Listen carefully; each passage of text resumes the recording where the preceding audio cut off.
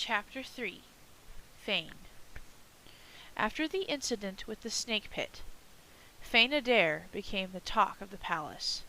Boss George, as the chief palace bully was called, was baffled. That runt was the first one to survive the snake pit. Everyone else they'd tossed in there had died within minutes. How did he survive, of all people? Why did he return to the snake pit every day? The boy must truly be magical, and magic was something that could not be tolerated. The bullies didn't see Feyn around much anymore, now that he was no longer a blacksmith in training. Feyn's new role as chief cupbearer made George angrier. Teenagers came from all over Doloras to try out for the role, and the runt impressed the Empress just by surviving a pit of snakes for one night? Impossible! He must have charmed her too somehow. George promised himself that he would get to the bottom of this. In the meantime, the Empress Emi was also impressed with Feyn. He was talented with magic, and that was admirable. She saw his potential, especially because he had started his training so young, and offered to train him to use life and death to achieve his goals. He politely refused, saying that he should not be trusted with that kind of power. He knew he would not use it wisely. This was true. He had frequent dreams that he decimated entire armies with a nod of his head, that he could raise a hand to the sky and summon the full power of the heavens. He knew that he could have that kind of power if he wanted it. He knew better than to want it. If he called that power into his life, there would be no getting rid of it. Once someone chooses magic, his adopted mother once told him, the magic honors that choice and is with them for life. Many people in that day and age viewed magic as a plaything, something that they could control, and they paid for it dearly. In his book of magic he wrote, "Be careful how you use magic. It is never something that is in your control. You are simply a vessel. You can only channel it. It is, has been, and will eternally be bigger than you.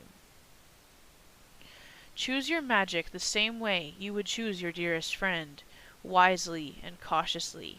What do you hope to accomplish? Who will benefit? Who will suffer? Does one outweigh the other in your mind? Ask yourself why. Do not shy away from profound questions, for questioning is the only way you will come to know yourself and know your true power." Emi respected his decision and praised the boy's wisdom.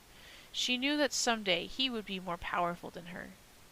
She also knew that she was not to be afraid.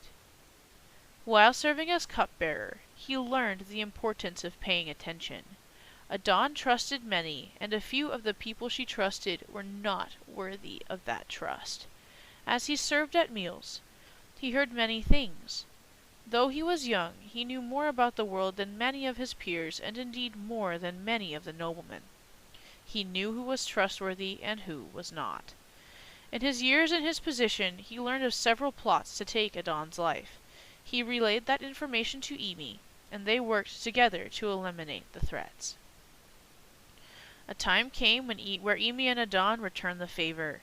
Feyn went to visit the blacksmith's shop where he used to work one fine spring day. Boss George and his cronies praised him excessively, and Feyn knew that something was wrong. He informed Emi of his concerns, and Emi listened. That night, the pale Empress herself paid the bullies a visit. The lone survivor of the visit was a small boy known only as String. He had no idea why he had been spared. He later asked Feyn why Emi had passed him over. "She knew your heart," Feyn replied. "You don't have any malice there." Feyn took String under his wing and helped him heal from his time under Boss George. He even taught String magic. When the time came to help Emi condense the laws of the land, Feyn helped by researching the things that Emi needed him to. In the process, he learned many things about the world outside the palace walls. All of this helped him in his next stage of life. Shortly after all of the laws were compiled, both empresses died, leaving behind a power struggle. In order to keep Doloras from falling into ruin, he devised a contest to determine the empire's next ruler, one he had no intention of winning. The city of Iel in the far west of Dolon had a problem with a wild horse. No one knew how to get him to calm down.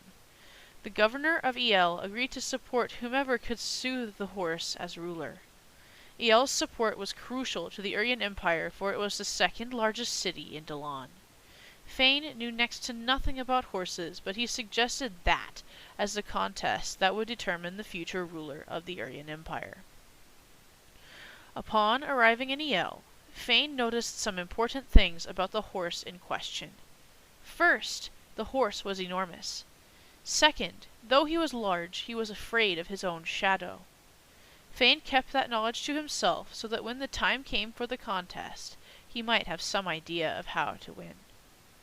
It seemed like the whole city gathered to see the high and mighty imperial men try and do anything with the horse.